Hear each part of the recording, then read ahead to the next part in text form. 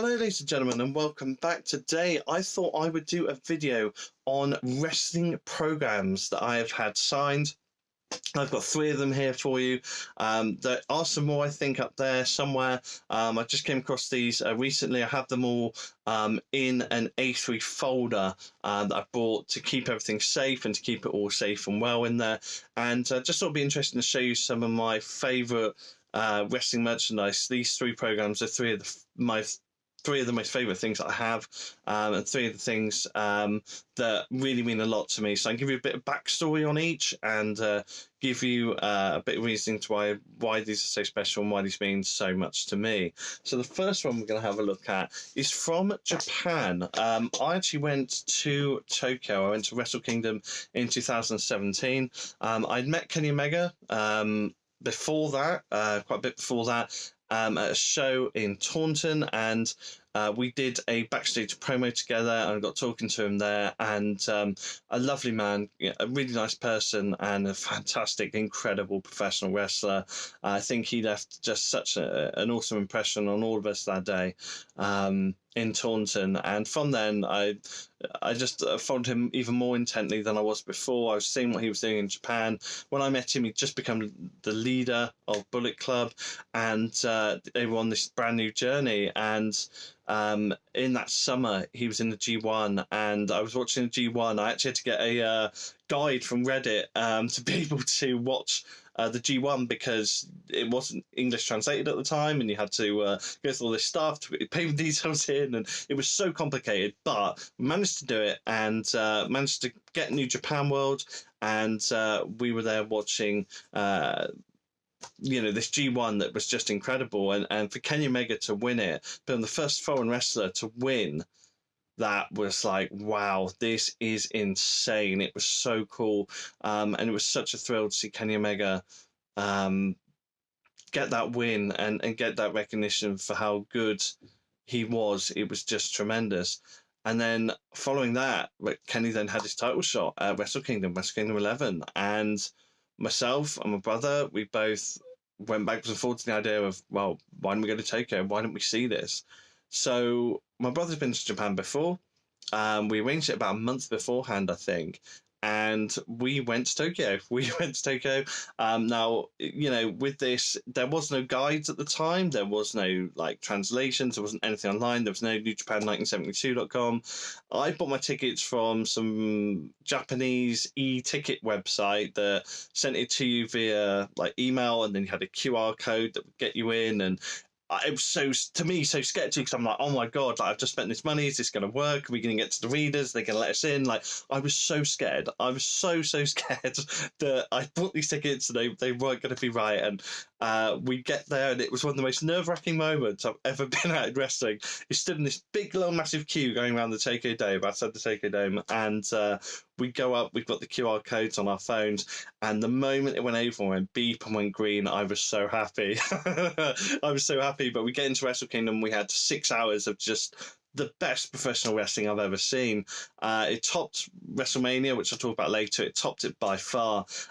It was just by far the most amazing wrestling experience I've ever had. And if you ever get the opportunity, get on a flight to Tokyo once all this weird stuff is over, get over there, go and see New Japan and enjoy it, because it was absolutely incredible.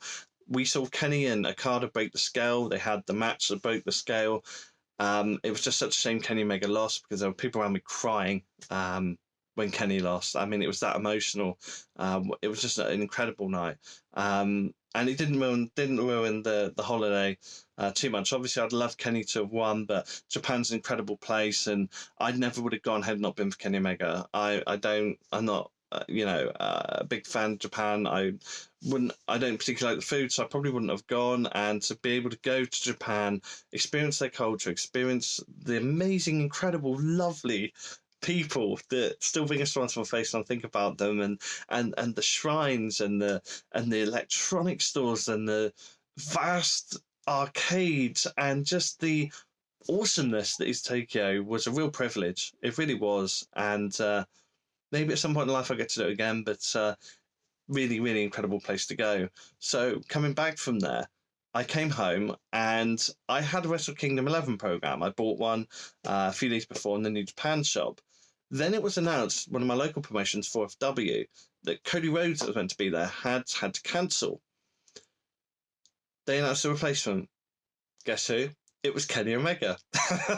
So Kenny Omega, from being in Tokyo, comes to Swindon. From me being in Tokyo and being 20 miles away from Swindon. So, of course, I ended up going to the show, ended up meeting Kenny, having a chat about the match, about how I felt and how great it was. And Kenny signed this for me, my Wrestle Kingdom 11 program. It says, "To John, thank you for coming. Thank you so much for coming out, Kenny Omega." And this program, the Wrestle Kingdom 11 program, signed by Kenny Omega. So this is program number 1. Really, really cool. It's one of the pieces that I love so much, and I just love Kenny's face on there as well. If you can just see that, see Kenny's face there. It's fantastic. It's just a really cool, really, really cool program. So I wanted to show you that one to begin with.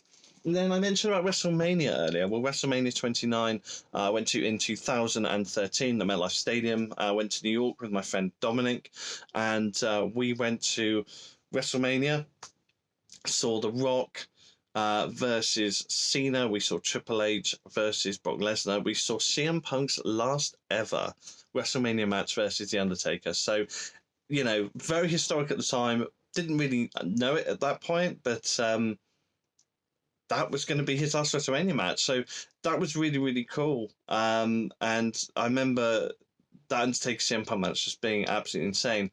Also, as part of that, before that, we went to the Hall of Fame in Madison Square Garden, and I got a WrestleMania program, but it was also a dual program. It's also a Hall of Fame program, and I had it signed. So I've got there you can see my WWE Hall of Fame ticket signed by Mick Foley, and also to John from Mick Foley on the actual program itself as well. So this obviously was where Mick Foley was inducted into Hall of Fame at Madison Square Garden, which is still an insane thing for me to say that I've been to Madison Square Garden and experienced the show there. Is just it's bizarre, but it's very cool. I got that signed by Mick in Bath in later in the year in 2013. Mick's an incredible guy, incredible career, a fantastic professional wrestler, and just a great human being. So thank you, Mick, for that, because that's really special to me, and it's just so awesome to have a piece of merchandise from Mick Foley signed by the legend himself as part of his WWE Hall of Fame, from where an arena he hitchhiked to when he was younger. So that is very, very special, very, very cool to me. The third program is actually the same as the one you've seen before, but it's different. So same WrestleMania program and same Hall of Fame on the flip side. However, there's something different on the inside of this one. So this one I actually got off a friend of mine. He had it and didn't need it or want it anymore. So I got this from him because this had something else in it. This I got signed. Now, I don't know if anyone can see, but behind me there, if I just tilt this up, you will see a WrestleMania picture. Now, that was where we were sat for WrestleMania. Can't see it very well there, but that was where we were sat for WrestleMania. Now, my friend Dominic got that for me and got that framed, and it was, like I said, one of the most incredible evenings. It really was. But I got something signed, which again, this is very, very special to me, very, very special to me, because I managed to work with both of these men following this years later, and both of them are fantastic, both of them are incredible, both of them doing amazing things in both wrestling and MMA right now, and it is Alberto Del Rio, as he was known then, now known as Alberto Alberton, and Jack Swagger, as he was known then, now known as Jake Hager. They both signed this for me. I worked with them both at shows, CSF Wrestling and Big League Wrestling. Shout out to those companies that I worked with these guys with. And that is signed by both of them. And the picture behind me was taken when they were in the ring.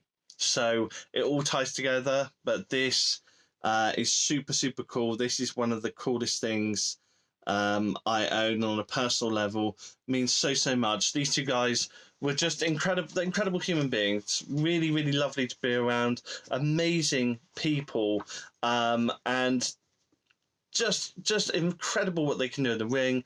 And just on a personal level, I had so much fun when I was with those two. So much fun, and to be able to again own that and something that's so special and so personal to me, again, is something really, really special. So those are my 3 wrestling programs that I own, that have some special meaning to me. I hope you've really enjoyed having a look at them. I hope you've enjoyed seeing some of the things that I've got here. There's more that I will try and unearth as we go forward. See if I can find some side wrestling promos, which I think I've got up there, and I've got some wrestling DVDs and other side merchandise. So I'll try and dig those things up for another video. But everyone, thanks so much for watching, and I'll see you next time.